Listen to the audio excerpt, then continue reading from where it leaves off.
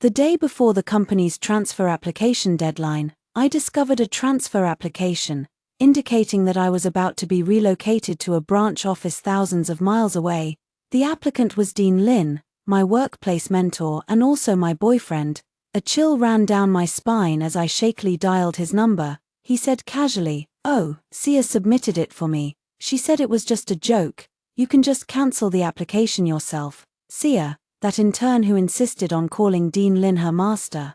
I held the phone and stayed silent for a full minute. It turns out that the career I had diligently built over 5 years could be treated as a casual joke. I didn't argue, just calmly packed my things and went to the branch office as scheduled.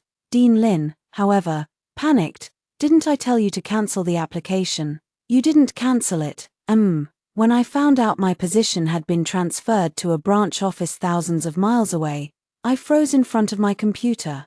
I had clearly agreed with Dean Lin that I would continue to stay in the marketing department he leads, serving as his deputy during this position adjustment.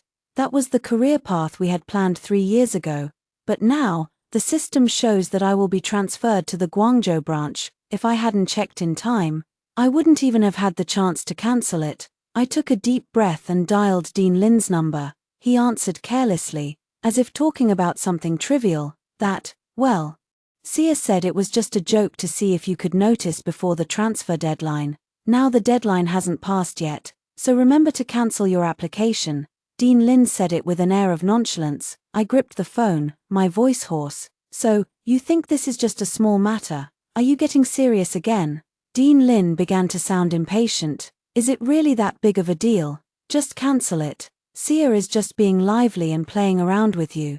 I stared at the notification on the screen, my throat dry. What if I hadn't found out in time? Sia Ju is abusing her system privileges. I can report her. Dean Lin's tone instantly turned cold. "Halt Gu, I find you increasingly unreasonable. It was just a joke, and you still want to report Sia. When will you ever cut her some slack?" He grew more agitated as he spoke. "I've explained to you many times, she's a fresh graduate intern with no one to rely on in the workplace. As her mentor.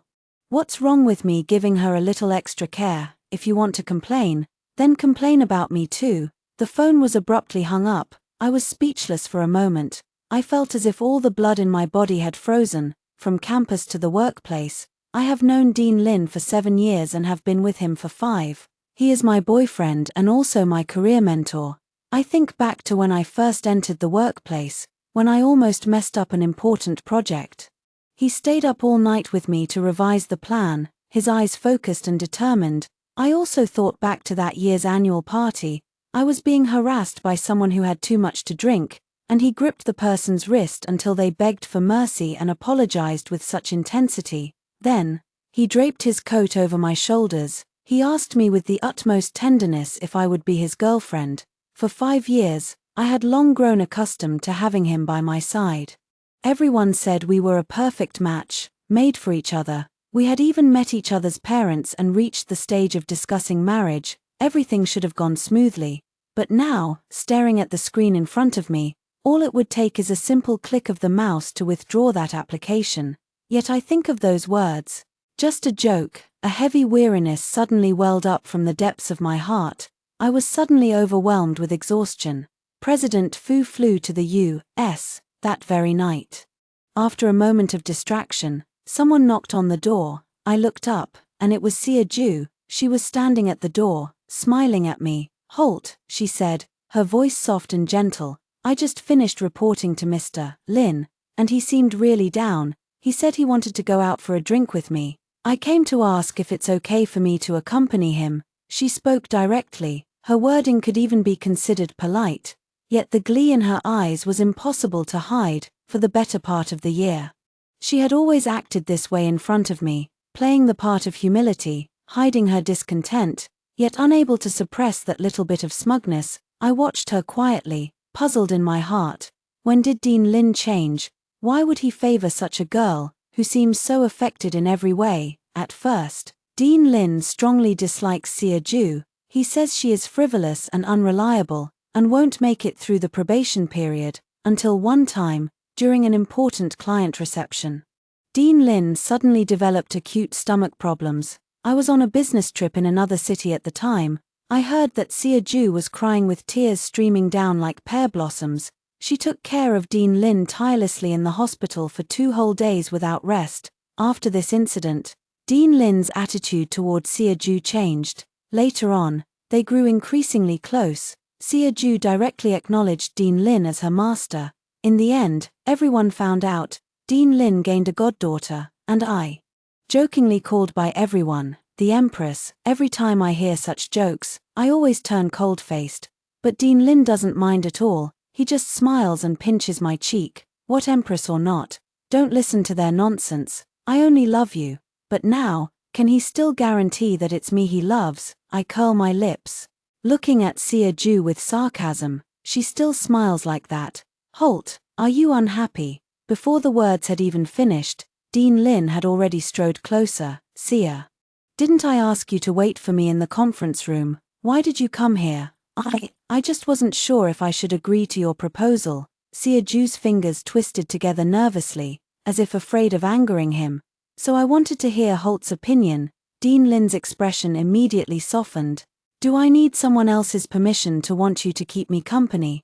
But, Sia Ju lowered her head, the corners of her lips curling almost imperceptibly. Yet she still maintained a hesitant posture. Dean Lin looked at me. His gaze was impatient. Sia has shown you enough respect, hasn't she? She even came to ask you before going out to eat with me. And what about you? You're nitpicking over a joke. He still thinks that their unauthorized modification of my transfer application is a joke not worth mentioning. And I am the one who is being unreasonable. But why? Why should I accept such a joke? I scoffed coldly. Respect me. In the past 6 months, how many ambiguous scenes has she played with you, both openly and secretly? Can you really not see it? In front of the entire office, she brings you breakfast and writes you cards every day, clinging to you and acting coy and foolish. Is that what you call having boundaries?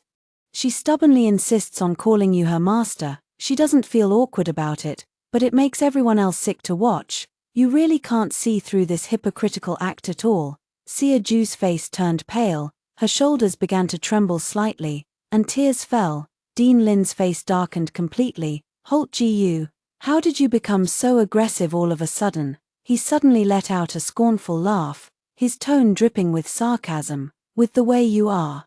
Forget about being the Empress, you wouldn't even qualify as a neglected consort. My heart clenched, and I instinctively thought of my father. It felt as though something sharp had suddenly pierced through my heart. A pang of pain arose. I never thought Dean Lin would humiliate me like this. What does he think he is? An emperor, a neglected consort in the cold palace. What is implied? Is it a breakup with me? I stared at Dean Lin without blinking. His expression softened, unnaturally.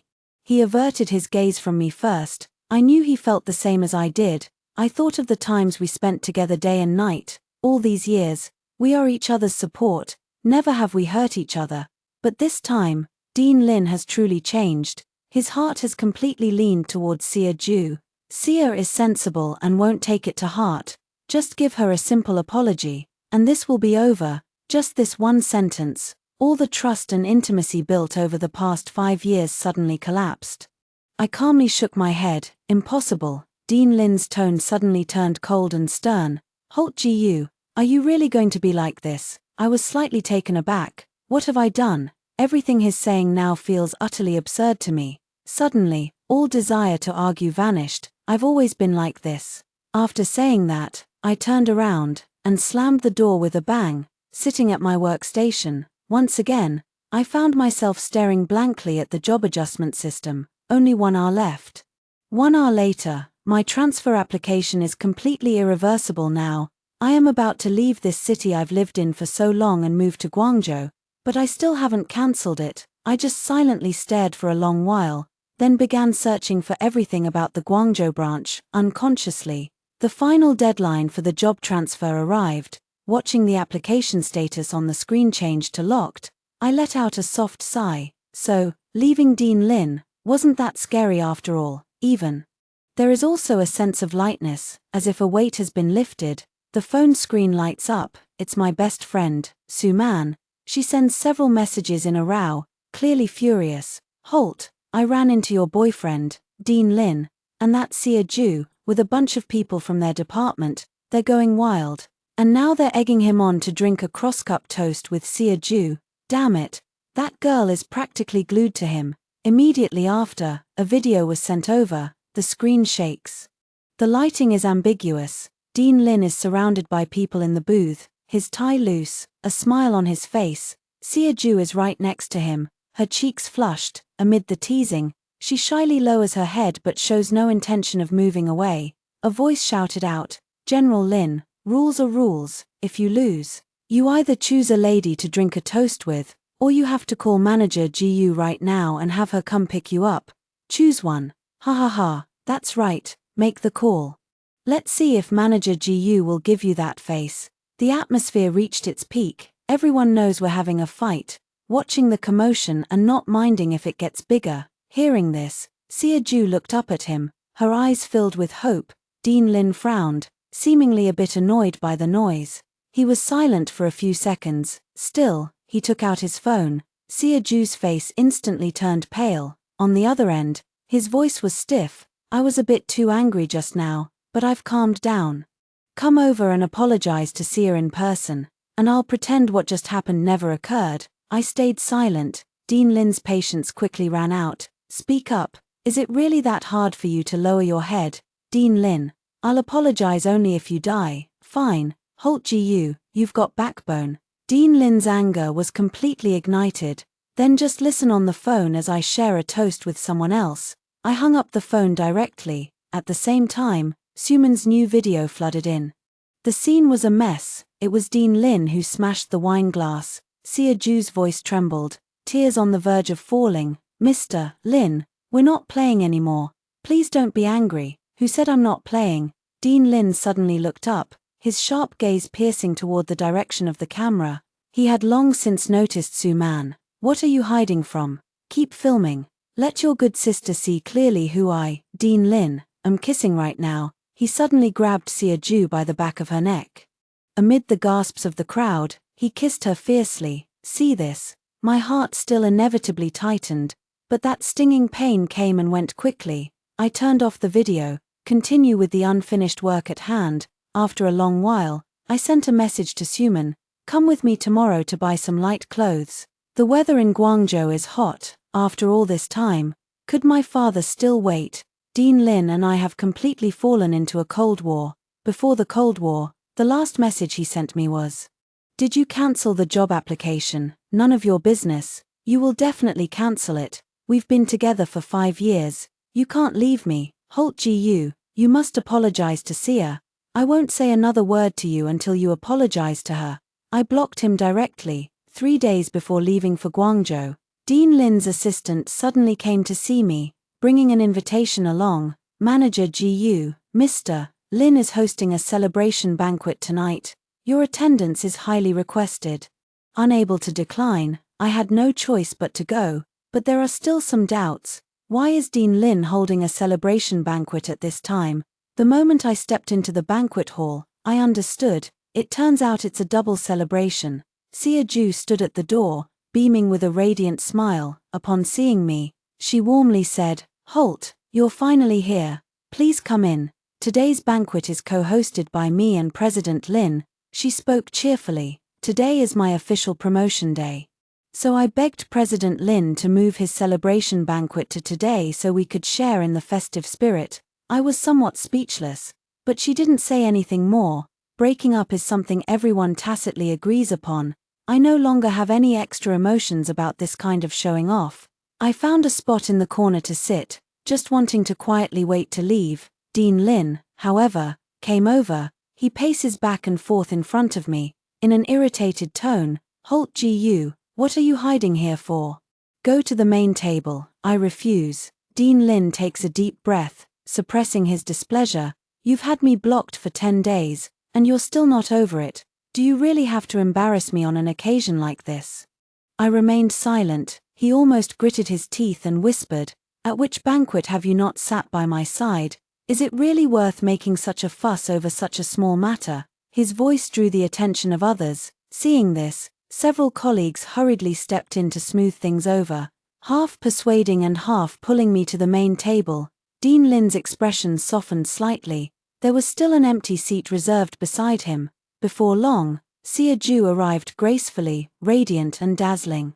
"Holt is here," she smiled, her eyes curving into crescents. "Perfect timing. Mr. Lin and I were just discussing the department team-building event. Mr. Lin said he'd take me hiking. Holt, why don't you join us too?" My fingers paused slightly. Not long ago, Dean Lin had made a solemn promise. After the project was over, he would take me to the mountaintop to watch the sunrise and propose to me in a special way there. At that time, his ears were flushed.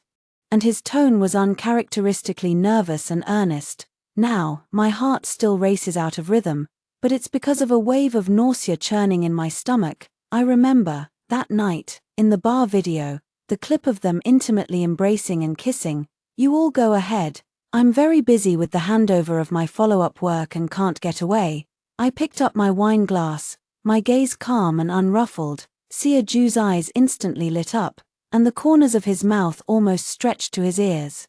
Dean Lin's face, however, darkened. He suddenly grabbed my wrist under the table. After the banquet ended, I was stopped by Dean Lin outside the restroom. "What do you mean by that tonight?" "Holt Gu, nothing much. How long are you going to keep this up?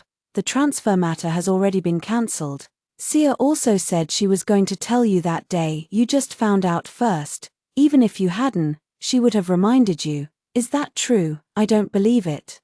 Sia Ju is full of bad intentions. How could she possibly be reminding me?" But with Dean Lin, I really don't want to say another word. I responded indifferently. "Well, thank her very much then. Don't be sarcastic with me," he growled. "I'll pick you up at 8 tomorrow morning to go hiking.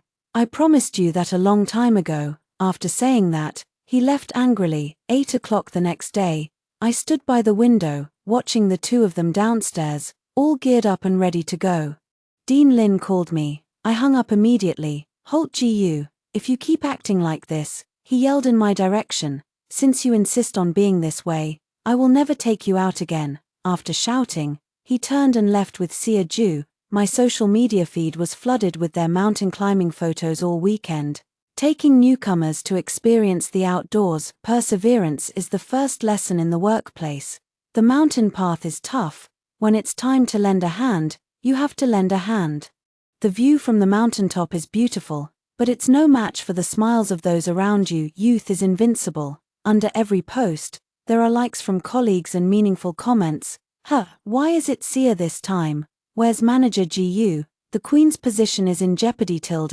Youth is still the best, so full of energy. President Lin is so lucky. President Lin, go easy on the kid, don't be too harsh. Doghead, Suman was so angry she was hopping mad.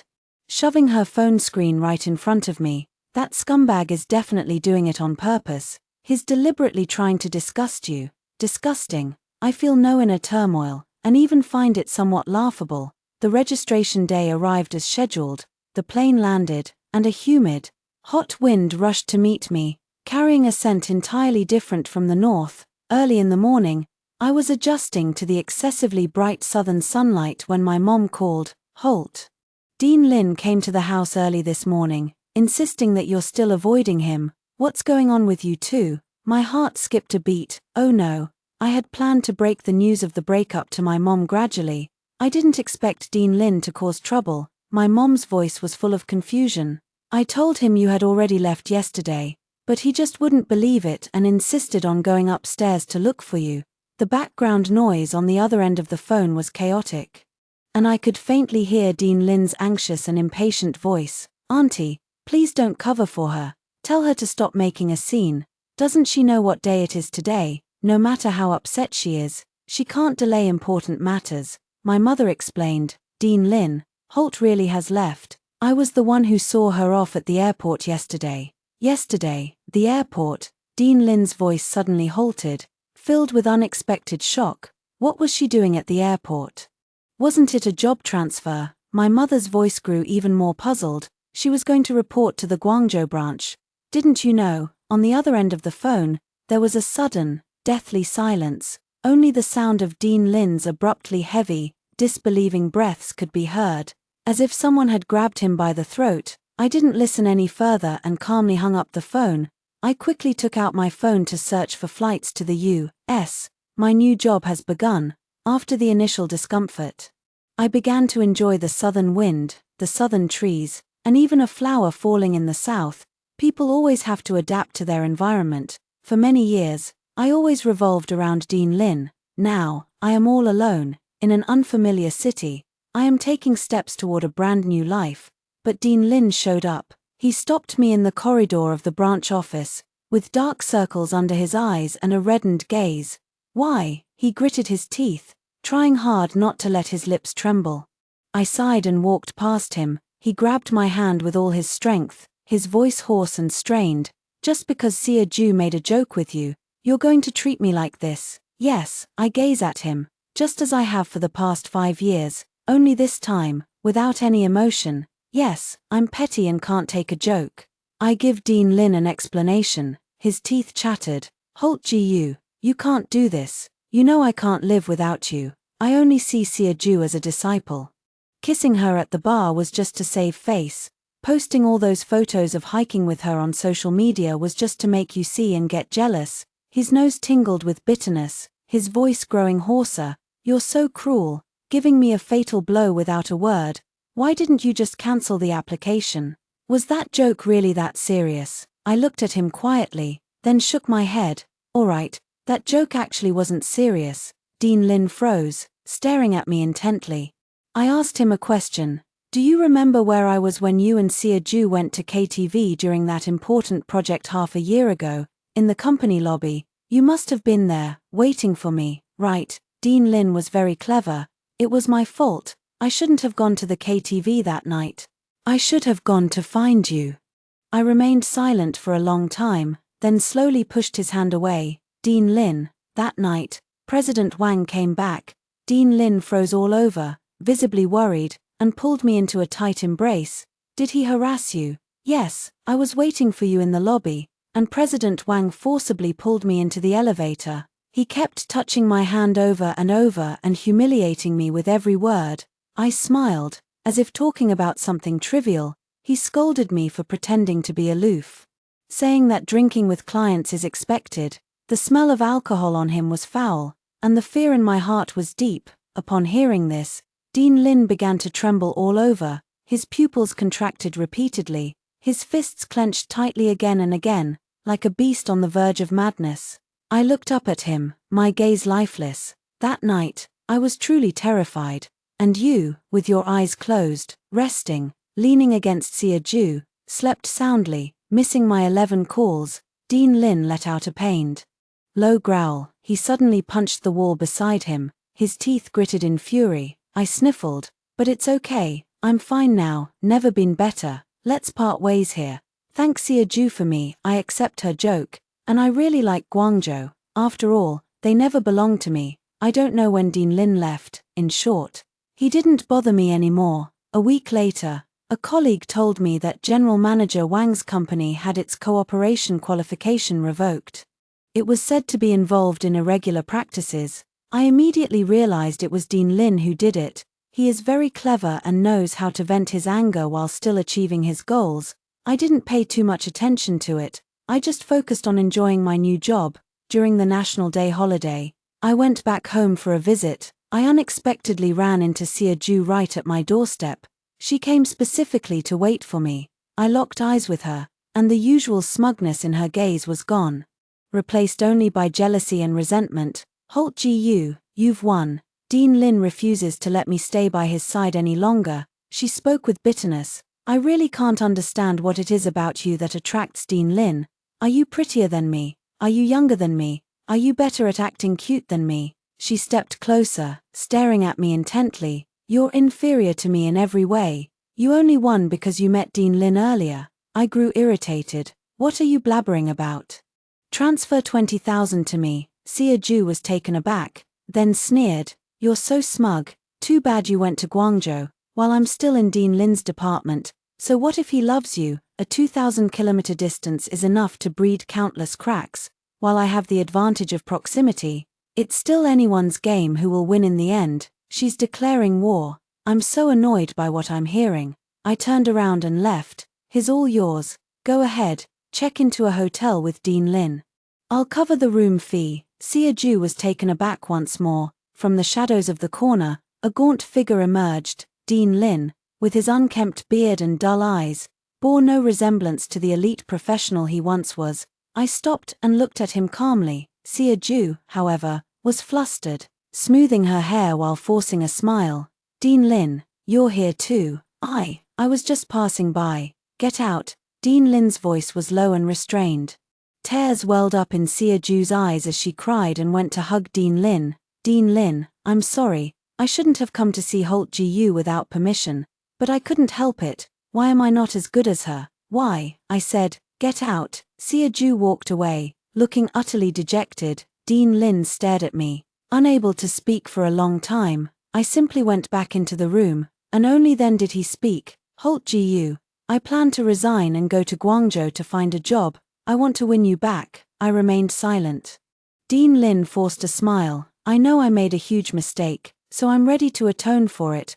Wait for me in Guangzhou, I will definitely come find you. He spoke with such sincerity, as if making a vow, but I don't need his promises. I remained silent. Dean Lin grew anxious. Holt Ji-yu, give me a chance. I really can't live without you. I'll come find you, and we can start over. Okay, not good. I have no expectations about this at all. For a long time in the past, I looked forward every day to building a family with Dean Lin and fighting side by side. But now, I just hope he stops bothering me. So I sighed very softly. Dean Lin, do you think this is fun? Dean Lin could barely stand, and many words were left unspoken. Finally, he staggered and disappeared into the darkness of the night. I returned home, gave my mom her gift, and slept soundly and comfortably. After the National Day, I returned to Guangzhou. My mother was reluctant to let me go. I just said, at most 3 years, and I'll be back. My mother said she would support any decision I make, as long as I am happy. So, I threw myself back into my work with all my heart. I've always been a bit lazy and aimless, never had big ambitions since I was young. After starting work, I always had Dean Lin to guide me. So I lacked initiative. Now that I'm on my own, I've actually developed quite a bit of ambition. Becoming the general manager of the branch company, I have to make it happen. 2 years later, I was successfully promoted and began advancing toward a higher position. During that time, I returned home several times but rarely saw Dean Lin. According to Suman, Dean Lin gave up on resigning and stayed at his original company. He worked tirelessly every day, shutting out the outside world. There are indeed many unwanted admirers, after all, with a handsome face and status. As for Sia-ju, she has been persistently pestering Dean Lin and has long become the laughingstock of the company. Due to repeated inappropriate behavior, she was even fired by the company. So, the workplace is not a place for romance. Professionalism is key. I never fell in love again, not even a hint of interest. Late at night, in the quiet, I occasionally think back to 5 years ago, that focused profile of someone handing me a cup of coffee, but I just turn my head and smile, having long since let it go. The things I could take with me didn't even fill a single suitcase. Another 2 years passed, and I was transferred back to headquarters as an executive, achieving a leap in my career. The trials and hardships of these years have become the fertile soil that nourishes the growth of a career woman. I have long been completely transformed. Returning to the headquarters, my colleagues couldn't recognize me and greeted me nervously, saying, "Hello, President Ji-yu." I smiled faintly. "President Ji-yu, I like this nickname. Just call me Holt Ji-yu," I responded calmly. During the meeting, I was surprised to find Dean Lin there as well. He had matured a lot, with a touch of weariness in his eyes, yet he remained as upright as ever. Our eyes met, and he clearly paused for a moment before showing a complex expression. After the meeting, he waited at the conference room door. "Holt Ji-yu, congratulations," he said sincerely, with a hint of melancholy. I nodded in acknowledgement. "Thank you." We walked side by side in the hallway, as if we had returned to a few years ago, yet it felt entirely different. "I've been waiting for you to come back," Dean Lin said softly. "All these years, I haven't spent a single day without regret." I stopped and looked at him. "Dean Lin, it's all in the past." "It's not." He suddenly became emotional. "I've tried, but I really can't move on." Halt Ji-yu, can we start over, please? I looked at the pain and expectation in his eyes and suddenly felt a sense of relief. Dean Lin, do you know why I've been able to come this far? He shook his head. Because of that joke. I smiled. I'm grateful to see a Jew, grateful for that joke. Which pushed me out of my comfort zone and made me realize that I could live well on my own. Love isn't everything in life. Work is. That's what you taught me. Remember? Dean Lin froze in place. A myriad of emotions flashing in his eyes. Finally, he nodded with a bitter smile. Yes, I taught you that. But I never expected you to learn it so well. 3 months later, the headquarters held its annual celebration. I need to speak as a new executive. The audience was packed, and I saw many familiar faces, including Dean Lin. After the speech, the room erupted in applause. I smiled in gratitude, my gaze sweeping across the room, and suddenly it fixed on a young girl. She looked at me with admiration and longing in her eyes, just like I did many years ago when I first started my career. During the dinner party, the girl mustered up the courage to approach me. Manager Ji-yu, I'm the new intern. May I ask you a question? I nodded with a smile. Of course. What do you think is the biggest challenge for women in the workplace? I thought for a moment and looked at Dean Lin, who was talking to someone not far away. The biggest challenge is not letting your life revolve around a man. The girl nodded, seeming to understand but not fully. Dean Lin seemed to sense my gaze and turned to look at us. I raised my glass to him, then said to the girl, remember, your worth doesn't need to be defined by anyone. Even the most trusted person cannot decide your future. The girl's eyes sparkled as she nodded firmly. Thank you, President. I'll remember that. Dean Lin was walking toward us. But he took a phone call midway and then left with a sudden change in expression. I didn't find out until the next day that the call was from the hospital. Sia Ju had attempted suicide. It said that she had been struggling for the past few years and had repeatedly asked Dean Lin for help, but he always refused. A week later, I unexpectedly received a copy of Dean Lin's resignation letter. He decided to leave the company and start a business in the South. Before leaving, he came to the office to see me. I'm leaving, he said calmly. For Shenshin, I was a bit surprised. Why did you suddenly decide to resign? That phone call made me realize something. Dean Lin said with a bitter smile. I always thought I owed you, but in fact, I also owe Sia Ju. Her ending up where she is today is partly my responsibility, but I can no longer take responsibility in that way. He looked at me with clear eyes. Halt Ji-yu, you taught me a very important lesson. Everyone must take responsibility for their own choices. I will handle the matter between Sia Ju and me in the right way. I nodded. I wish you the best. Dean Lin walked to the door, then turned back. Halt Ji-yu, I'll ask one last time. Dean Lin, I interrupted softly. Do you remember what you once told me? The biggest taboo in life is looking back. He paused for a moment, then smiled, a look of relief in his eyes. Yes, I did say that. He turned and left. I walked to the window and watched his car drive out of the company gate, gradually disappearing into the distance. My phone rang. It was a notification for the new project kickoff meeting. I picked up my notebook and headed to the meeting room. Outside the window, the sunlight is just right. Next story. 5 years into the marriage, when Enzo Fu once again brought his new lover home, I didn't argue or make a scene, just numbly cleaned up their mess. His friends all chimed in. Does Su Wanqing have no temper at all? How can she not get angry even like this? The whole city thought I was madly in love with Enzo Fu, so much so that I had no temper, no dignity, and wished I could revolve around him 24 hours a day, but they didn't know. My love for Enzo Fu had long been worn away by one new flame after another. On the day of our 5th anniversary, I handed him the divorce papers, smiling with relief. I can finally have a temper, this time. It was his turn to lower his pride and search for me frantically all over the world. Everything else was left untouched. When I returned home, laughter and conversation from Enzo Fu and his friends could be heard from inside the house. I froze. Today is my birthday, and in previous years, he wouldn't come home. But I still went to the dessert shop and bought a cake, hoping he would come back to blow out the candles with me. Standing outside the door, I saw Enzo Fu with his arm around a familiar-looking girl, laughing and chatting with friends. My marriage to Su Wanqing was a business arrangement from the start. It was bound to end sooner or later. Besides, Xiao Xiao is back now. The way he looked down at the girl in his arms was as sweet as honey. I know that girl. She was Enzo Fu's high school classmate and also his first love. At that moment, she was nestled in Enzo Fu's arms, her pretty little face glowing with an alluring, peach blossom-like spring charm. She probably saw me, a pair of delicate arms deliberately wrapped around Enzo Fu's neck, coquettishly complaining, Yang, aren't you afraid Wanqing will be heartbroken if she hears this? She won't be. How do you know she won't? Because she loves me so much, she can't live without me. Enzo Fu smiled and pinched her chin, then lowered his head to plant a kiss on her lips, making her giggle. Ah Yang, you too, stop fooling around.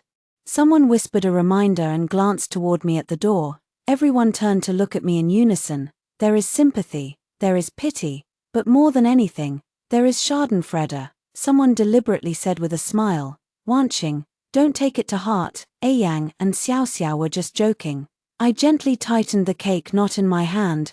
My face remained as composed and proper as always. I know, I won't take it to heart. Enzo Fu isn't the first time to publicly humiliate me like this. Nor will it be the last. What's different this time is that the girl he brought back carries some weight. She's his first love, the one he regretfully missed out on when he married me. I glance around at everyone in the living room, place the cake in hand on the table and smile, saying, I'll treat everyone to some cake. But I won't be able to chat with you all. Everyone looked at the birthday cake on the table, falling silent. Stop, Enzo Fu suddenly called out to me, and holding Lin Xiaoxiao, he stood up from the sofa and asked me calmly, Su Wanqing, do you still remember her? I looked at the girl beside him, who was giving me a challenging look, and nodded. I remember, Lin Xiaoxiao. Since you remember, let's not beat around the bush. I think we should break up. Clenched fingers pierced through the palm. I could feel my palm sticky with blood. Yet I felt no pain at all these years. You must have been exhausted playing the role of the virtuous and sensible Mrs. Fu. To be honest, I've been tired of playing along too, so why don't we just let each other go? Besides, he affectionately hugged Lin Xiaoxiao in his arms. Xiao Xiao is back.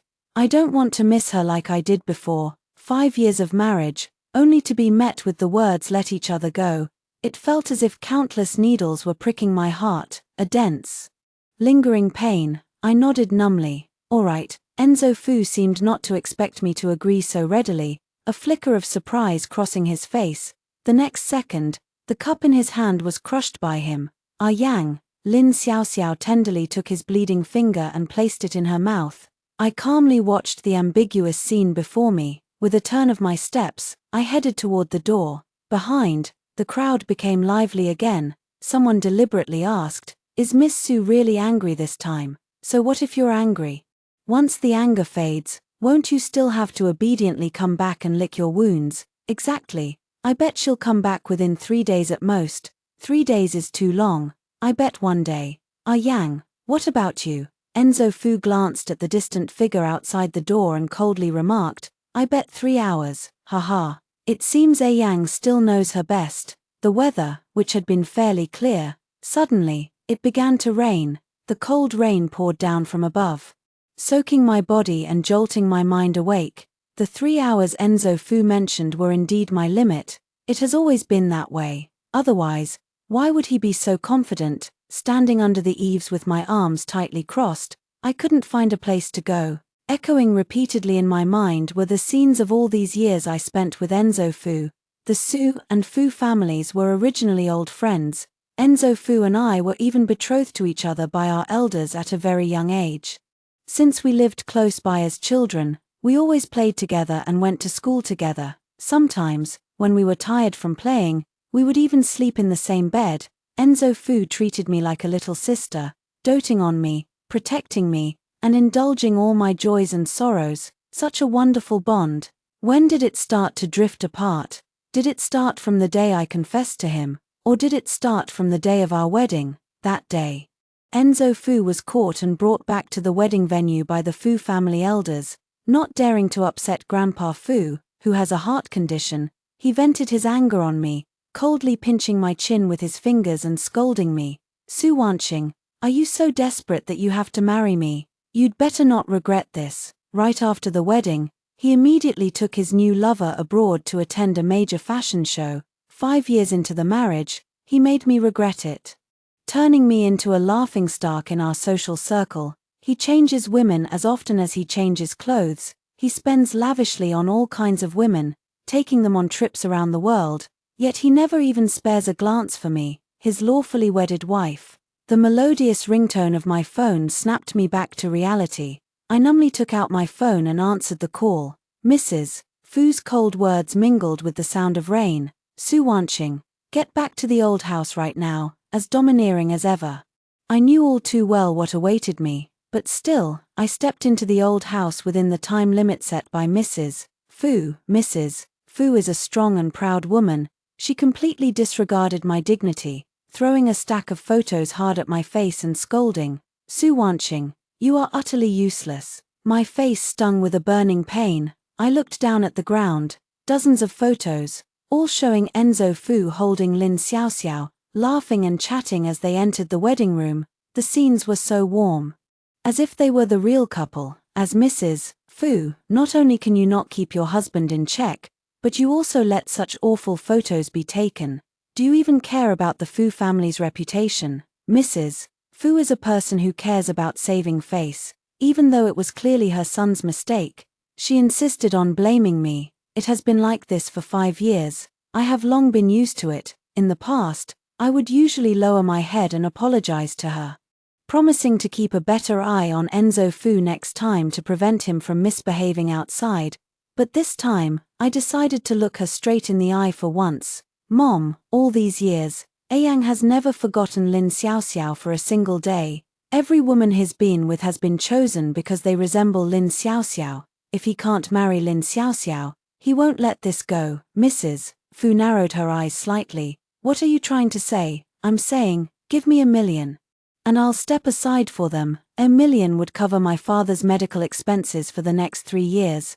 I can earn the rest myself. It was probably the first time I took the initiative to bring up divorce. A flicker of surprise crossed Mrs. Fu's dignified face, and she immediately grabbed the teacup from the table and threw it at my feet, gritting her teeth as she spat out the words, Su Wanqing, what do you take our Fu family for? A tea house you can come and go as you please.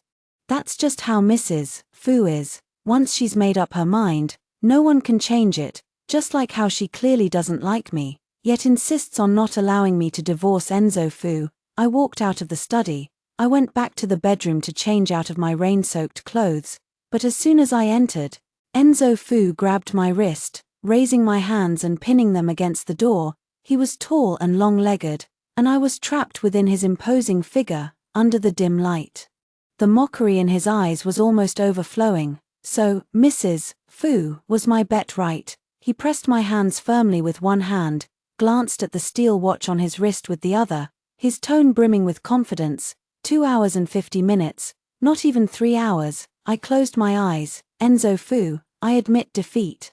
TSK, TSK, his warm fingertips brushed against my cheek, gently grazing the wound. It seems Madame Fu was quite harsh this time, it's even bleeding. I gently pushed his hand away.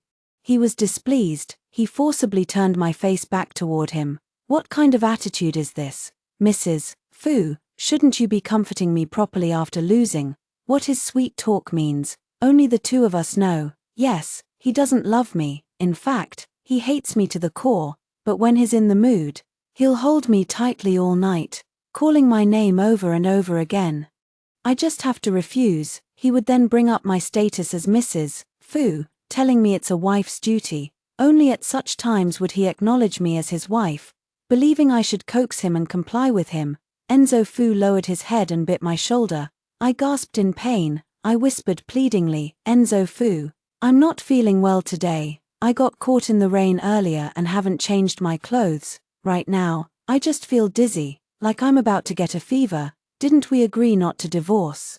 His long fingers lifted my chin, his tone heavy as he said, since we're not divorcing, fulfill your duties as a wife properly. Why so many excuses? Not giving me another chance to speak, he lowered his head and kissed me fiercely. The scent of his cool, woody fragrance between our lips slowly transformed into boiling water, invading me, luring me to sink into him. I know I can't escape.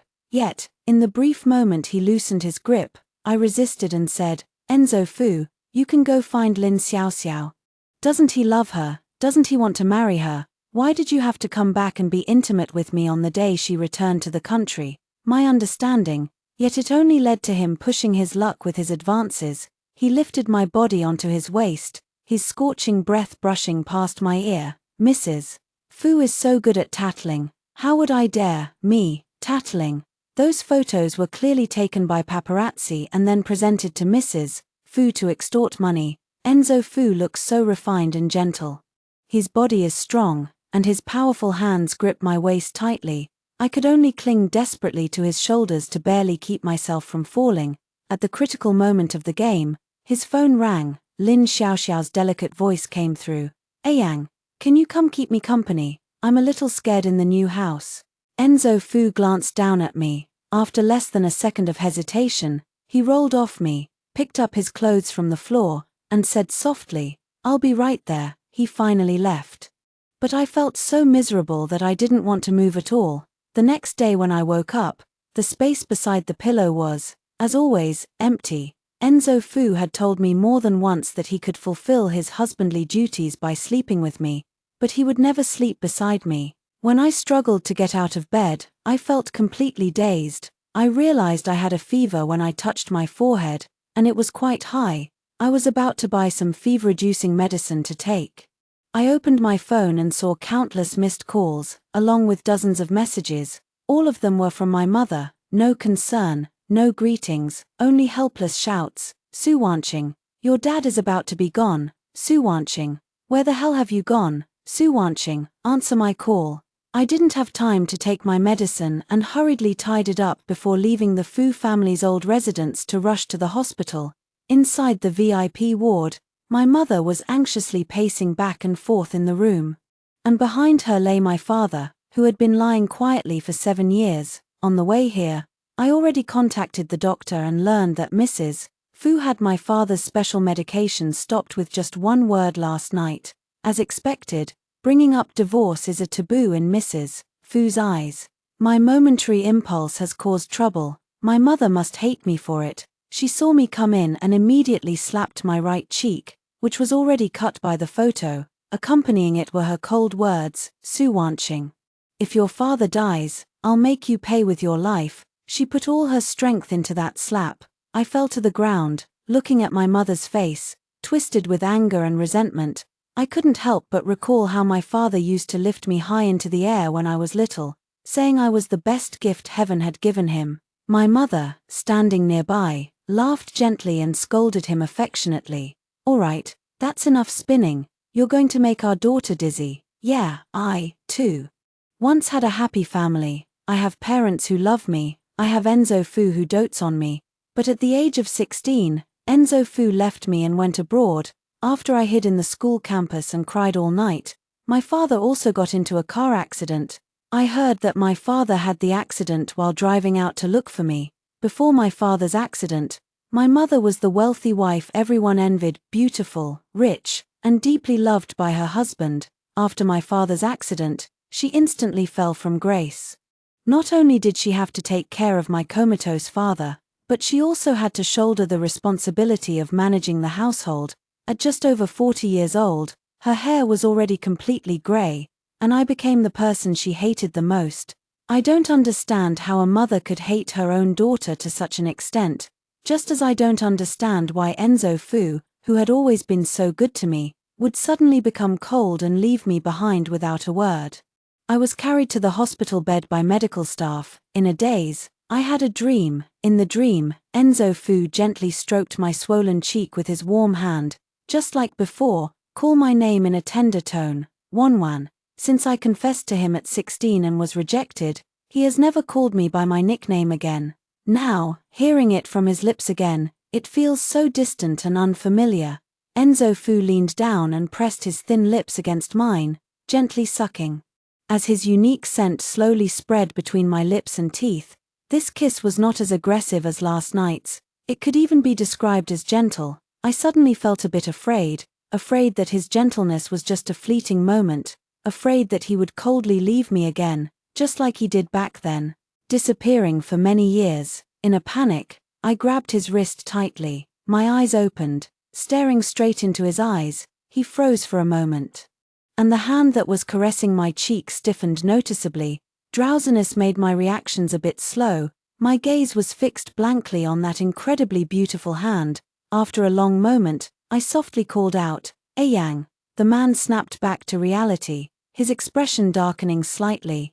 "Don't look at me with such surprise. I am your husband." It turns out that he kissed me secretly, not out of love. He was merely exercising his rights as a husband.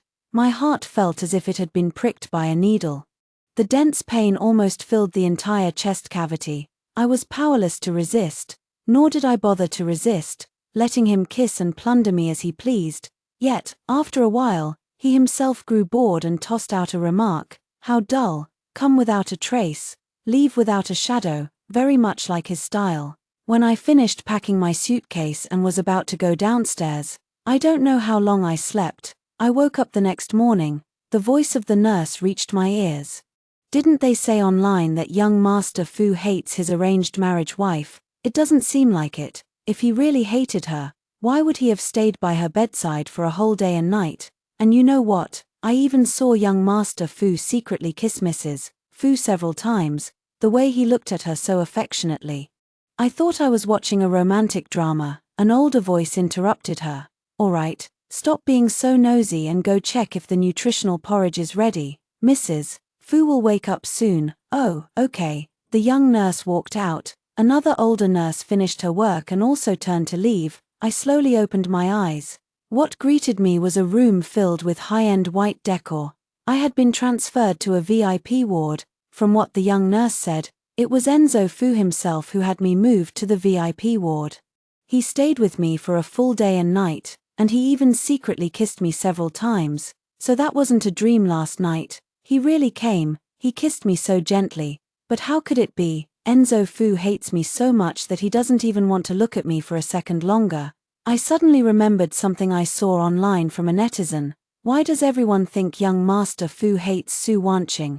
Am I the only one who can see the light in his eyes when he looks at her? When I saw that comment back then, I just laughed it off. I didn't think much of it. Now, hearing the little nurse's words again, I couldn't help but feel a strange emotion stirring inside me. I picked up my phone, ready to ask him what he really meant. It turned out his phone was turned off. I then opened WeChat and found that Lin Xiaoxiao had sent me 2 messages. First, a simple message. "This year's National Day holiday is especially long, and Yang and I are going to Milan for the fashion show. Don't worry, Mrs. Fu." Second, a photo of her and Enzo Fu boarding an international flight together. In the morning light, their silhouettes are intertwined, a perfect match of talent and beauty. Lin Xiaoxiao dares to provoke me so brazenly. It's nothing but Enzo Fu giving her confidence. I exit WeChat and put down my phone. I let out a self-mocking laugh. What eyes full of light, a day and a night, gentle kisses. It's all a damn joke. He, Enzo Fu, has long been rotten to the core, and yet, I, this fool, actually started to have hope in him because of a few nonsense words from the little nurse, hoping that perhaps he wasn't as rotten as he seemed on the surface. A knock sounded at the door. I gather my thoughts, watching Fang Zhe, dressed in a white lab coat, push the door open and walk in. He is my senior, and he just took over as my father's attending physician last year. He has another identity as well, Enzo Fu's closest friend from their school days, and because of this connection, he and I have also been friends since childhood. During my most isolated and helpless years, it was he who gave me endless help and care. Senior. I sat upright on the hospital bed, trying my best not to let him see my disheveled state. "Are you still feeling unwell?" He walked over, raised his hand, and touched my forehead. "Good, the fever has gone down. After all, there are differences between men and women." I subtly avoided his hand and asked, "Is my father doing okay?" "He's fine. The special medication has been administered again." I felt a little more at ease. This is the special medicine I obtained at the cost of my own marriage, but as long as my father can survive, I don't feel it's a hardship. Fangja looked at me with a gaze full of pity. How did you end up like this? Did Yang bully you again? I shook my head. It wasn't that I didn't want to tell him, I just didn't want him to worry. Don't lie to me. Fangja patted me gently with his hand, his heart aching. It's okay, I'll help you call him back. No need, Senior. Enzo Fu's plane has most likely already taken off.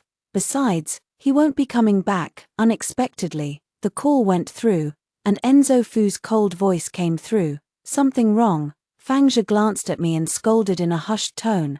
Ah Yang, Wanwan is so seriously ill, and you didn't even come to stay with her. Wanwan, Enzo Fu let out a scoff, his voice turning even colder. You already call her Wanwan. So what's the harm in taking care of her? If Dr. Fang likes her, he can even marry her. I'll prepare a generous dowry for her. Fangja frowned. Iron, why do you have to say it so harshly? Sorry, I was born without the gift of sweet talk. The sound of the announcement the plane is about to take off came from the other end of the phone. I've been quite busy lately. Dr. Fang, please don't call me unless it's something important. Thank you. Enzo Fu hung up the phone directly. The hospital room instantly fell into complete silence. Fangja looked at me, holding the phone that had just been hung up, unable to hide the awkwardness on his face. I suppressed the ache in my chest and forced a faint smile. It's okay, Senior, I'm used to it. Fangja let out a soft sigh. He reached out and ruffled my hair. Wanwan, things will get better. Amham, I agreed with my words, but deep down, I knew very well, Enzo Fu and I would never be okay again in this lifetime. I learned about Enzo Fu's subsequent whereabouts through the photos sent by Lin Xiaoxiao, from the Milan fashion show, to skiing in the Alps, and then deep-sea diving, their footprints all over northern Europe, through those intimate photos, all came into my view, like a slow knife piercing the heart. Fortunately, at the most difficult time, my father's condition suddenly took a turn for the better. Fangja told us that a brain specialist from abroad could perform surgery on my father. And if the surgery was successful, there was a high chance he would wake up. Mother excitedly insisted that this surgery must be done, no matter the cost. At last, she grabbed my wrist tightly. Wanwan, go find Enzo Fu right now and borrow 1 million from him. Seeing how frantic and incoherent she was, I cautiously said, Mom, didn't you hear what the senior said? The success rate of the surgery is only 50%. 50 is not low anymore. Look at your father. Lying in the hospital for so many years, how miserable it must be. If your father could wake up, the three of us could live a happy and fulfilling life together again. A happy life for a family of 3. This is a dream I never dared to hope for in my entire life. I miss my dad so much. But what if the surgery fails? Seeing my hesitation, my mother immediately turned cold. You're not unwilling, are you, Su Wanqing? Do you have any conscience at all? Your dad got into that car accident because of you. You, Mom, I'm willing. I interrupted my mother's scolding, holding back tears. I'm willing. I'll go ask Enzo Fu for the money now. As I walked out of the ward, I tugged on Fangja's sleeve, seeking help. Senior, can my father's surgery really be done? At this moment, he is like the last straw I grasp at when drowning. Besides him, I don't know who else to turn to. Fangja thought for a moment before saying seriously, Wanwan, the way Uncle is now isn't any easier than leaving, because he stopped taking the special medication a few days ago. His body has weakened a lot. If he doesn't have the surgery soon, it could be even more dangerous. I've already expedited the arrangements for the surgery. But the cost of 1 million, my fingers, which had been gripping his sleeve, loosened, and I quickly spoke up. Okay, I'll go borrow money from Enzo Fu. These days since Enzo Fu left, I haven't contacted him, and he hasn't contacted me either. If it weren't for my father's urgent medical expenses, I wouldn't have called him. The phone rang for a long time before it was answered. I quickly said, Yang, I need to talk to you urgently. Yang is taking a shower. The voice on the other end of the line was Lin Xiaoxiao's. I was taken aback. Before I could speak, she continued in a highly provocative tone. Su Wanqing, how can you be so shameless? Didn't Yang make it clear enough the other day? I'm looking for Enzo Fu. Please hand the phone to him. I couldn't be bothered to argue with her. I told you, he's taking a shower. If you don't believe me, look. She switched the call to a video call and pointed the camera toward the bathroom. Behind the frosted glass, the man's tall, slender figure faintly revealed a hint of sensuality. Who else could it be but Enzo Fu? I have a lump in my throat. I finally managed to find my voice. Then I'll call him later. I advise you not to call. After all, Yang takes a long time in the shower, and even longer in bed. I'm afraid you won't be able to wait. Lin Xiaoxiao let out a light laugh. Of course, you can wait if you want. I'll try to get him to hurry up. Lin Xiaoxiao. You're really shameless. So what? Yang loves shameless me. Alright, I'm going in to take a bath with Yang. After saying that triumphantly, she hung up the phone directly. Hello. I said hello several times into the disconnected phone before quickly redialing. The results showed it was turned off. I froze in place. For a moment, I didn't know what to do. For the next few hours, I was on pins and needles, constantly calling Enzo Fu's phone, but his phone never turned on again. Unable to find Enzo Fu, I went to the old mansion to look for Mrs. Fu. Inside the tea room, Mrs. Fu held a crystal teacup between her fingers. She glanced at me with an elegant yet aloof expression before calmly uttering a sentence. "1 million, is it? Bring Yang back to me, and I'll give it to you." I hesitated, opening my mouth to speak. "Mom, Yang has gone to Northern Europe, and with the National Day holiday, I can't get a flight ticket, and Northern Europe is so vast. I wouldn't even know where to find him." With a clang sound, Madame Fu's crystal teacup shattered into pieces at my feet, her demeanor icy. "Su Wanqing, I thought you didn't know he went to Northern Europe. I'll give you 3 days. If you fail to bring Yang back, don't even mention the 1 million from now on. The Fu family won't pay a single cent for your medical expenses."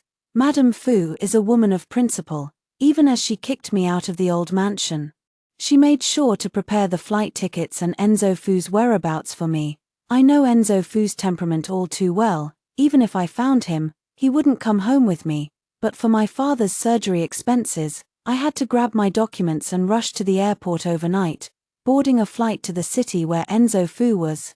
More than 10 hours of flight time. My heart was in turmoil the entire time, worried that I couldn't find Enzo Fu, and even if I did, that he wouldn't be willing to return to China with me, causing me to miss my father's surgery. The plane landed on time. Facing this completely unfamiliar city, I was at a loss for what to do next. Fortunately, with the help of Mrs. Fu, I found Enzo Fu's hotel that very day. I took out my phone to call Enzo Fu, only to realize I had been blocked. Without a room key, I couldn't enter the hotel, so I had to wait in the lobby on the first floor. During the hours of waiting, Fang Zhe has been in touch with me several times, and he told me that my father's vital signs are normal, and the surgery can proceed early tomorrow morning.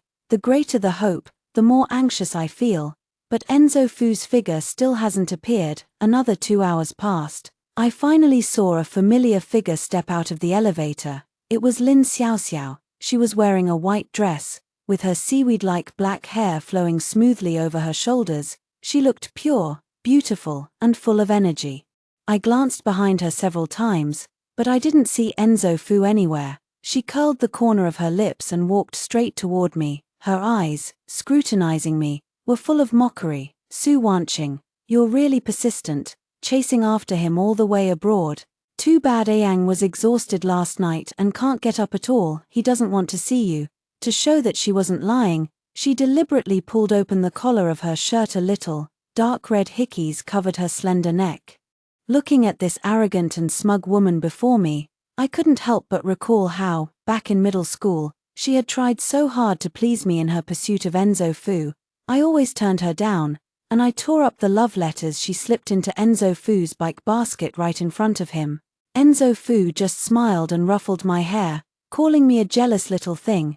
It wasn't until I confessed my feelings to Enzo Fu during his senior year of high school that he angrily called me shameless. Not long after, he went abroad to study with Lin Xiaoxiao. Later on, he was caught and brought back to marry me. Although Enzo Fu and I were engaged since childhood, the one he truly loved was Lin Xiaoxiao. By all accounts, I was the one who came between their relationship. They say the one who isn't loved is the third party. Given that she is the victim, and to see Enzo Fu as soon as possible, I tried my best to remain polite. Miss Lin, I have an urgent matter to discuss with Enzo Fu. Could you please help me get in touch with him? Su Wanqing, wasn't what I just said clear enough?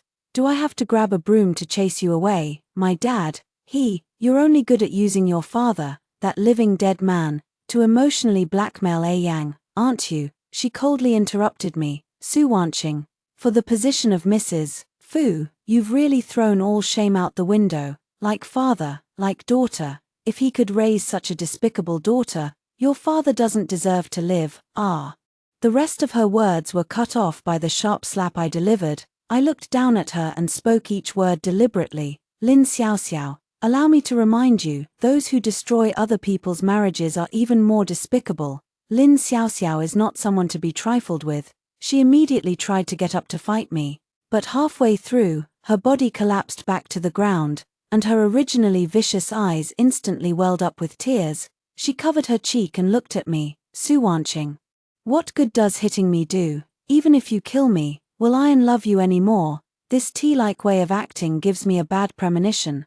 I slowly turned around and, sure enough, saw Fu Yang walking out of the elevator. He walked over with one hand in his pocket, his steps graceful, his eyes fixed on me, were as cold as ice. I rushed toward him without bothering to explain. Yang, I need to talk to you. My dad can finally have his surgery. Can you come back to Jiangcheng with me? I looked at him with hopeful anticipation. He merely glanced at me indifferently, then walked past me to Lin Xiaoxiao, bending down to help her up from the ground. Does it hurt? Lin Xiaoxiao, with tears in her eyes, shook her head and said in an extremely hypocritical tone, it doesn't hurt. I just don't understand why Wanqing hates me so much that she even chased me abroad to hit me. You were the one who insulted my father first. I angrily grabbed Enzo Fu's sleeve. Yang, don't listen to her. I didn't come abroad because of her.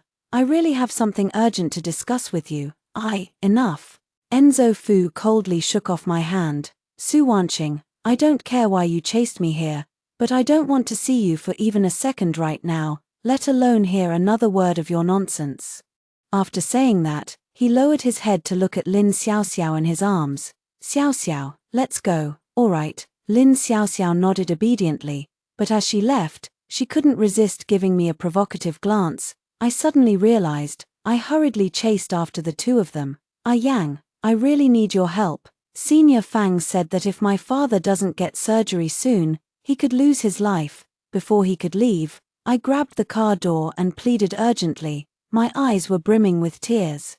I was genuinely crying out of desperation, but Enzo Fu's expression grew even colder, his eyes filled with hatred as he stared at me. You trust your senior's words so much, shouldn't you be asking him for help?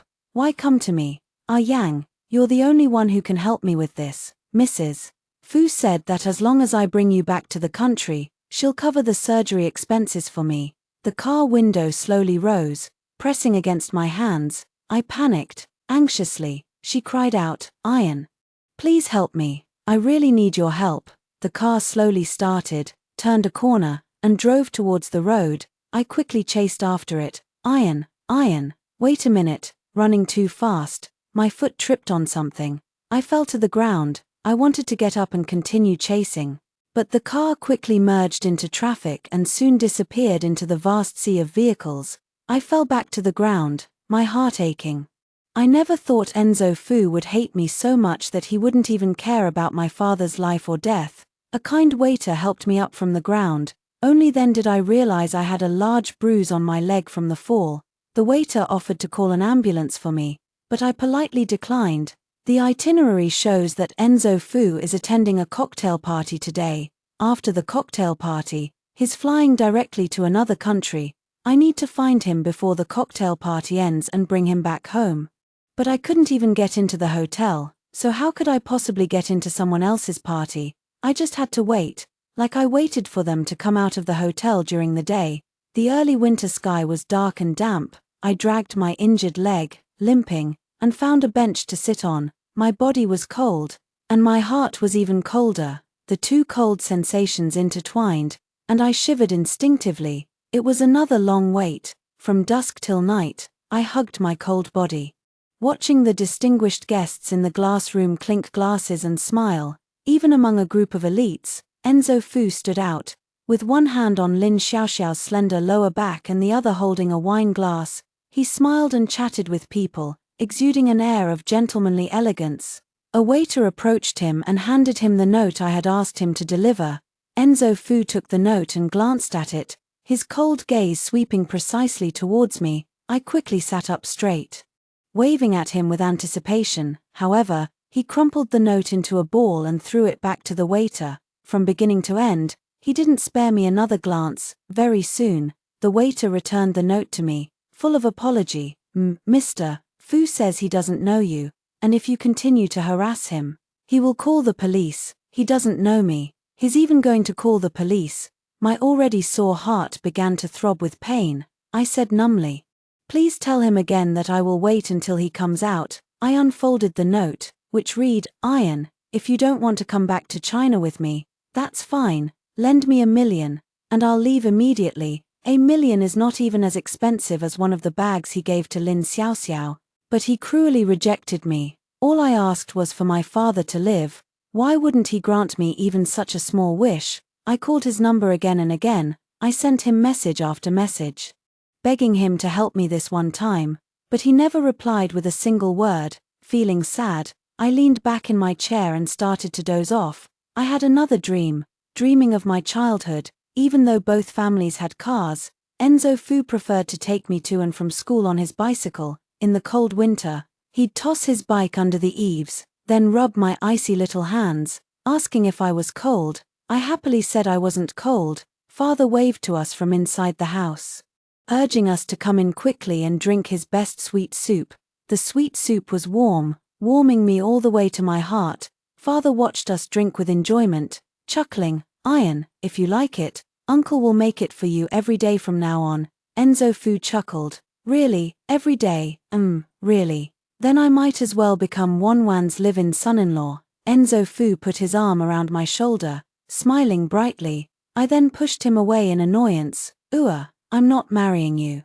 Enzo Fu was unconvinced. "If you don't marry me, who will you marry?" "Marry the person I love." I ran away, blushing. This dream was very sweet, and very long. It was the only time I dreamt of my father after his car accident, and the entire dream was sweet. I woke up again. I found myself lying on the large bed in the hotel. The sunset outside the window was magnificent. I remembered it was late at night when I fell asleep, so how did it become evening again? I suddenly sat up in bed, picked up my phone, and saw that it was already my 3rd day abroad. I actually slept for 2.5 days.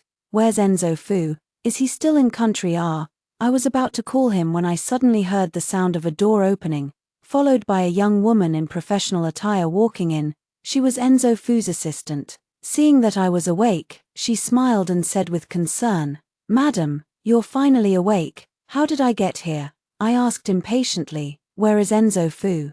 I have an urgent matter to discuss with him." "Madam fainted at the winery entrance that night with a fever. After Mr. Fu took you to the hotel, he called a private doctor and asked me to stay in country to take good care of you." Assistant Yang explained respectfully to me. "Where is he?" This is what I was worried about. For my father to have surgery, I'll follow him wherever he flies. Assistant Yang saw me booking tickets and said, "Madam, the National Day holiday is almost over. By the time you get there, Mr. Fu will probably have already returned to China. He won't go back. He just got back together with his first love. There's no way he's coming back to China until he's had at least 10 days to half a month of fun." As I was about to book the tickets, my phone suddenly rang. It was Fangzhe. I quickly answered. "Senior, how is my dad now?" Fangzhe on the other end of the phone was silent. My clenched heart, with his silence, slowly lifted. After a long while, he choked out a sentence. "Wanwan, your uncle, missed his surgery time. He's gone." ****. My phone slipped from my grasp and fell to the floor. I never thought my father would leave me this way. Just as I never thought Enzo Fu would be so cruel to me. It was the National Day holiday, and plane tickets were already hard to come by. To get back to China as quickly as possible, I practically flew halfway around the world, but in the end, I still couldn't see my father one last time, except for a small urn. Father left nothing behind. I buried my father in a cemetery in the suburbs, hoping he could rest in peace amidst the green mountains and clear waters. I wonder if even God pitied me. I've been going downstairs these past few days. In the rain-shrouded cemetery, tree shadows intertwined, rustling yet exceptionally quiet. Suddenly, it grew dark in front of me as a large umbrella blocked the rain from above my head. The familiar scent of cold wood indicated the identity of the person who had arrived. Wanwan. In our 5 years of marriage, it was the first time he spoke to me with an apologetic tone, and the first time he treated me like a person, and all of this was bought with my father's life. How ironic, Enzo Fu.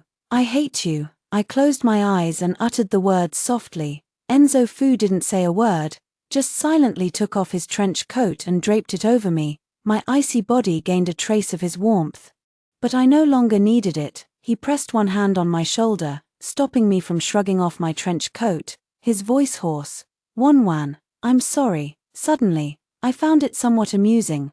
The high and mighty young master Fu actually had a moment where he said I'm sorry to someone else. It seems my father's death has granted me a lot of useless privileges. Enzo Fu, you really let my dad down, I said calmly. When we were kids, he genuinely treated you like his own son, doting on you. If there was good food or fun things, if I had a share, you had a share too. I know these are just small favors to you, but isn't $1 million also a small favor to you? After all, the crocodile skin bag you bought for Lin Xiaoxiao in Milan cost more than $1 million. Enzo Fu fell silent. He, who was always so proud, rarely lowered his head. It was a long while before he spoke again. Wanwan, I've discussed your father's condition with the director over the phone. And surgery is not suitable. Your father has been in the hospital for 7 years, and all his organs are failing. Just this month, I've quietly received 5 critical condition notices for you. Wanwan, I don't want to marry you, but I wouldn't hate Uncle Su, who has loved me since I was a child. Besides, as you said, $1 million yuan is nothing to me. My only mistake was not sitting down and communicating with you properly, telling you the truth about the illness. I thought that if I didn't give you the surgery fee, Uncle Su wouldn't have to suffer the pain of an operation for nothing. Enzo Fu's voice was very soft, but every word was serious. The tears I had been holding back finally slipped out of my eyes. My father rests in peace. These things are no longer important to me, nor do I want to further investigate whether my father should have had surgery. I gently pulled my hand from his. Enzo Fu. No amount of reasons or excuses hold any meaning for me anymore. Thank you for once marrying me. From now on, I no longer need you. Taking off my trench coat and handing it back to him, I stepped into the rain without looking back. The future, I will weather all storms on my own. Back in the bridal suite, I started packing my luggage. This enormous villa was nothing more than a luxurious cage for Enzo Fu and me. It trapped us for 5 whole years. Now, finally free. A sense of desolation permeated everything like a fine needle. I didn't take a single one of the luxury items inside the house that symbolized my status as Mrs. Fu. Enzo Fu is back. The flickering overhead lights cast shadows over him, and a flash of pain and reluctance crossed his eyes as they swept over my box. Reluctance? I just assumed I saw it wrong. In such a hurry to leave, he glanced at the steel watch on his wrist, his tone flat. It's already dark. You can always leave tomorrow. It's fine, I can get a taxi. I looked at him, my voice calm. I've already signed the divorce agreement and left it on the table. Call me when you need me to sign. Enzo Fu looked at the divorce agreement on the table, then he picked it up and quickly skimmed through it. A cold scoff escaped his lips. Leave with nothing, Mrs. Fu. That's a truly brilliant move. He approached me in the dim light, the crisp scent of cold agarwood assailing me, gradually becoming scorching. Pinning me against the door, he pinched my chin with his long fingers. Now the entire internet is scolding me for being disloyal and unfilial, for taking my first love on an overseas vacation during my father-in-law's funeral. If they also find out I'm leaving Mrs. Fu with nothing, how do you think they'll scold me then? So what? I looked up, a raging fire burning in my heart. So, when we got married, you called the shots, but when we divorce, only I can call the shots. How the assets are divided should also be decided by me. His warm fingertips gently brushed my lips, and he smiled slowly. Besides, although you're not the woman I want to marry, you've been diligent both in and out of bed these past 5 years. It wouldn't be right for me to treat you unfairly. We'll split the Fu family's assets 50-50. If you have no objections, we can sign the asset division and divorce agreement together. Enzo Fu. I gave him a slight smile. Could you step back a bit? You're pressing on me, and it's uncomfortable. He glanced down at his body pressed tightly against mine, paused for a moment, then took a step back. Now I had the space to exert force. I raised my hand and slapped him hard across the face. Enzo Fu's face was turned to the side by my slap. While he was still stunned, I slapped him again on the other side of his face. I glared at him, gritting my teeth, and said, Enzo Fu, you only ever see yourself in your heart and in your eyes. It was true then, and it's true now, but don't forget, before, I was at your mercy because of my dad. Now that my dad's gone, what else can you threaten me with? You want half of my assets, do you? Fine, then I'll use that half to buy peace for the rest of my life, so I never have to see you.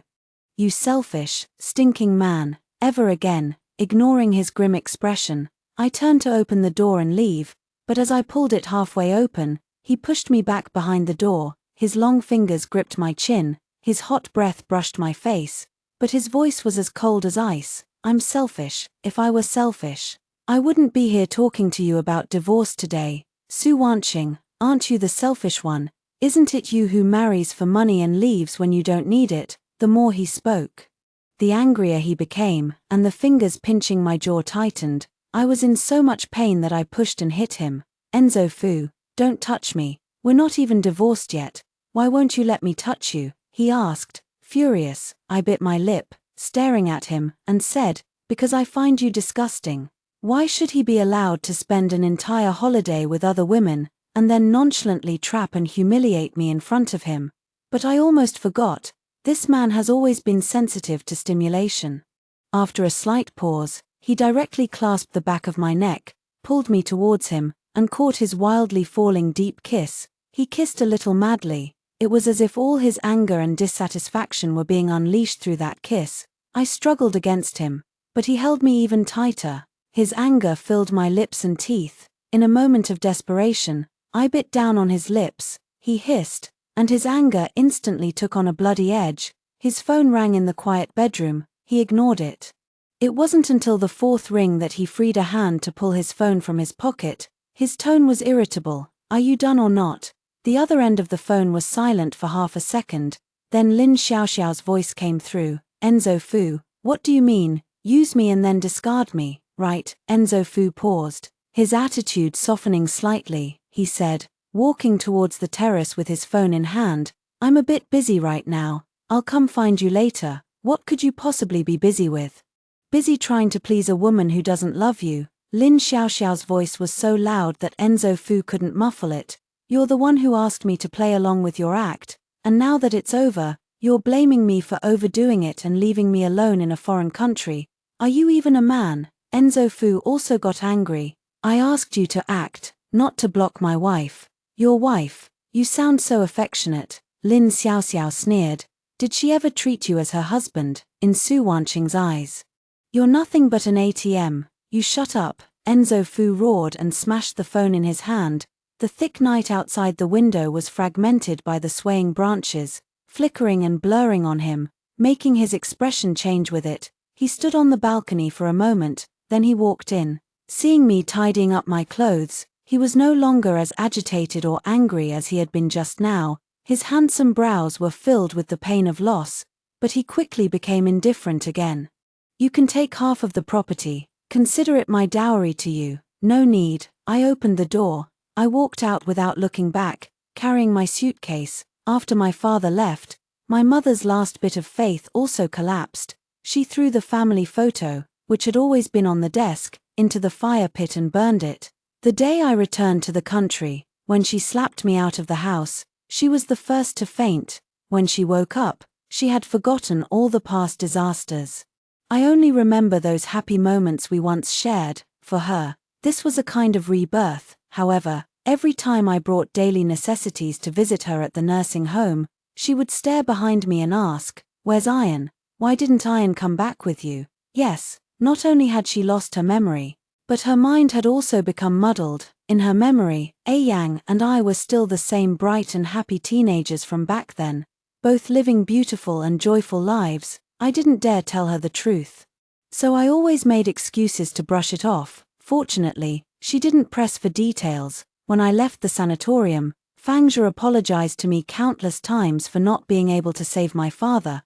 I couldn't help but recall what Enzo Fu said, that my father was not suitable for surgery, nor was it necessary. Yet, Fangzhe, as the attending physician, kept urging me to proceed with the surgery. They were familiar with each other, for better or worse. I no longer want to dwell on it. After thanking Fangzhe, I prepared to return to my studio. Fangzhe suddenly called out to me. He hesitated, reaching out to me, then gently resting his hand on my wrist and gripping it. Under the warm sun, his gaze was clear and earnest. Wanwan, the past is in the past. For the future, let me take care of you.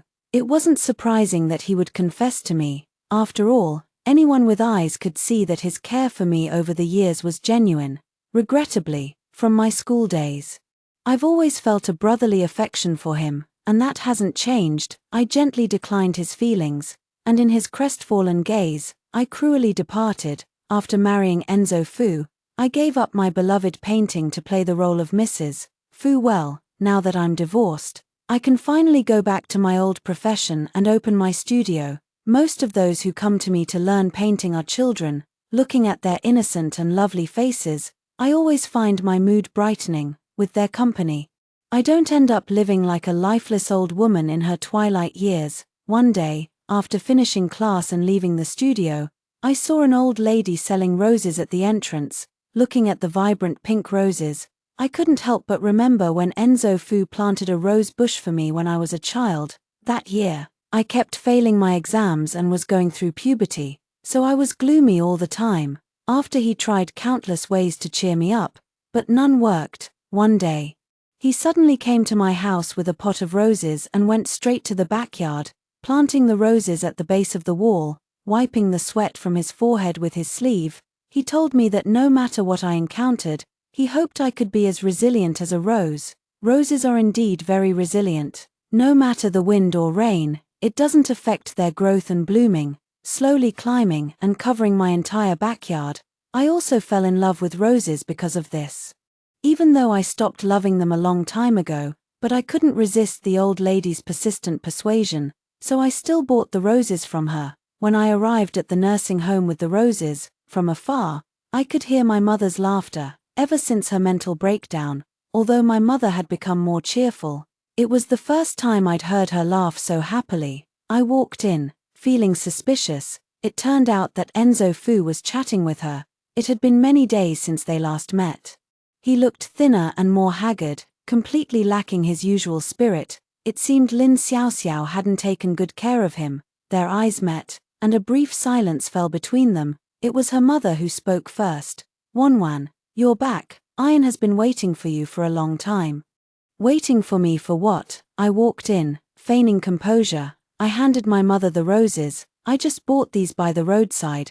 They're for you, you child. What else would Ian be waiting for you for? Of course, she missed you. My mother took the roses. While admiring, she smiled and said, so beautiful. Let's move them to the new ward together later. New ward? Are we changing wards? Oh, Ian insisted on moving me to the VIP ward. I told him there's no need to change. That this place is fine. But Ian insisted that the VIP ward is spacious and would help with my condition. I glared angrily at Enzo Fu. He didn't see a problem with it. He said calmly, I've already spoken to the director, and I'll move in a little while. Furious, I grabbed his arm and dragged him towards the door of the ward. It wasn't until I was sure my mother couldn't hear me that I spoke in anger. Enzo Fu, when my dad desperately needed $1 million for surgery, you refused without even batting an eye. Now my mom is living comfortably, and you come here to show your kindness. Are you deliberately trying to sicken me? We're not moving. Please get out. Enzo Fu looked at me. He explained with rare patience. I already explained that day. Your dad's illness cannot be operated on. Wanwan, can you please not be so malicious towards me? I really didn't mean to hurt your parents. His eyes darkened, his downcast eyelids, however, Could not hide the desolation in his eyes. When I was Mrs. Fu, he was cold and self-centered, never once showing me any pity. Now that we're divorced, he's become gentler. I didn't want to waste any more words on him. I calmly said, "Enzo Fu, let's part ways amicably. Don't make me look down on you. It was wrong of me to confess to you when I was 16, and it was a mortal sin to marry you when I was 20. But I've already paid the price, and it's time for you to let go." As his expression gradually turned to one of astonishment, I said sincerely, "Live well with your Lin Xiaoxiao, I will bless you too." I turned to leave, but Enzo Fu suddenly went crazy, grabbing my shoulders, his voice trembling. "What did you say? You confessed to me when you were 16. How come I don't know?" He doesn't know. What kind of amnesia is he faking? When I was 16, 18-year-old Enzo Fu was busy with his college entrance exams, every day. Busy with practice problems and tests, it was inevitable that he neglected me a little. I started to become anxious, uneasy, and afraid that he would fall in love with other girls after college, that he would distance himself from me, and forget me. After all, even a campus beauty like Lin Xiaoxiao was relentlessly pursuing him. What right did an ordinary girl like me have to keep him? After the anxiety, I decided to confess to him after his college entrance exam. To tie him down as both my childhood sweetheart and girlfriend, making him mine forever. But what I didn't expect was, the very day I sent the love letter, Enzo Fu furiously dragged me to a corner and unleashed a barrage of accusations. "Su Wanqing, how old are you to be writing love letters? Are you crazy for men? How can you be so shameless? I really regret ever meeting you. Don't ever say you know me again, and don't follow me anymore. We're done." After he finished yelling, he took off the birthday bracelet I had given him just a month ago, threw it at me, and turned to walk away. I stood there, stunned for a long while. Then, tears gushed out like a breached river. I squatted in the campus and cried all night, crying until I fell asleep. I woke up the next day. Before I could wipe away my tears, I received news of my father's car accident. Half a month later, Enzo Fu also went abroad. It was said that he went with Lin Xiaoxiao. What surprised me even more was that all of this was just a misunderstanding. When Enzo Fu told me today that Fang Zhe hadn't given him the love letter, but instead showed it off to him, boasting that it was a love letter I had written for Fang Zhe himself, I was shocked, and it was unbelievable. I didn't expect Fang Zhe to do something so unethical. So all these years of misunderstanding and hardship between Enzo Fu and me were all caused by him. But why would he do that? Could it be because he liked me and deliberately claimed my love letter was written to him? With this clue, everything started to make sense. His care for me over the years, his volunteering to be my father's attending physician, his deliberate creation of the panic that my father would die immediately without surgery, because he knew Enzo Fu would never let my father have surgery, and I would absolutely hate him. The terrifying thing is, he actually pulled it off. Suddenly felt so hurt. Even Senior Fang, the only one who cared about me, turned into a lurking wolf, tearing my love apart, bit by bit, disrupting my life. I sat in front of the floor-to-ceiling window, spending an entire night contemplating my messed-up life.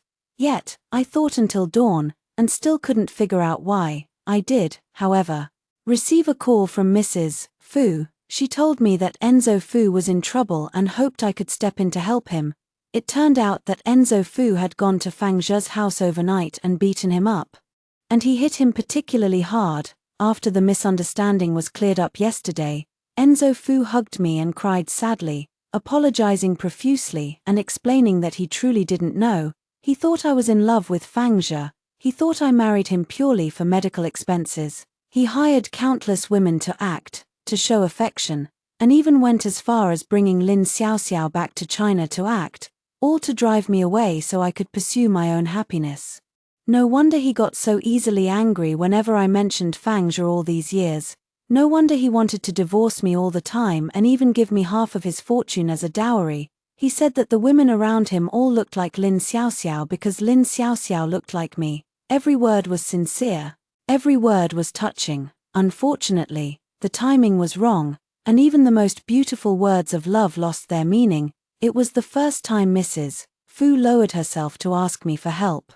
Hoping I would help Enzo Fu for the sake of the love we once shared, I didn't refuse her. Mrs. Fu, who had always been noble and proud, was so moved that she choked up. She said, "Wanwan, do you know why I've always stopped you two from divorcing? Because I knew you two would regret it someday, especially A Yang. You have no idea how much he loves you." Wanwan, "Thank you, Mrs. Fu, I don't regret it." I smiled and interrupted her, after being careful of the cold.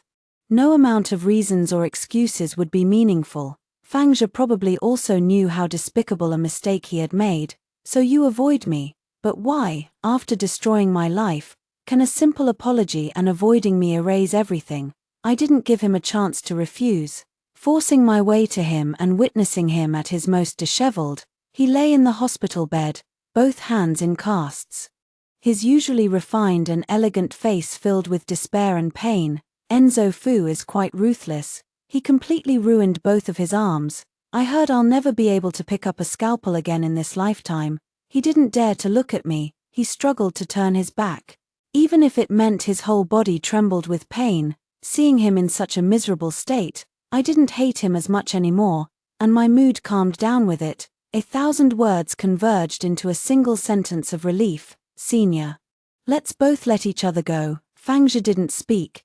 Tears instantly welled up in my tightly shut eyes. Madame Fu hoped I would ask Fangzhe to let Enzo Fu go. After all, it would greatly affect the Fu Corporation if its esteemed CEO went to jail for intentional assault. I remembered how Grandpa and Grandpa Fu built this empire together back in the day. After the two grandfathers became wealthy, they immediately arranged an engagement between Enzo Fu and me to keep their fortunes within the family. Later, the Fu family continued to soar, while the Su family slowly declined. Grandpa Fu and Dad Fu didn't dislike me. They insisted on bringing me into the Fu family. It's just that, a life that should have been beautiful. But it was utterly destroyed by the misunderstandings and distrust between Enzo Fu and me. Fangzhe probably wanted to compensate me, so he withdrew the lawsuit the next day. Enzo Fu was free.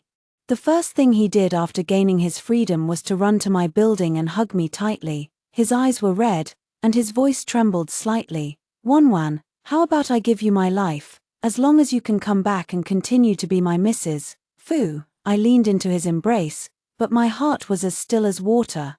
This embrace I once yearned for, it could no longer warm me. I gently pushed him away, smiling faintly. "Enzo Fu, what would I do with your life?" "Wanwan, Enzo Fu. All these years I've been perfect, only asking for a little love from you, but you never gave it. Now you want to give me your life. Is loving me more unbearable than death for you?" "It's not like that, Wanwan." Enzo Fu shook his head, his eyes red. He bent his knees and knelt down at my feet, his face pressed against my lower abdomen, letting his tears flow freely. "Wanwan, I've never loved another woman in my life, nor have I touched another woman. I only love you, and only you.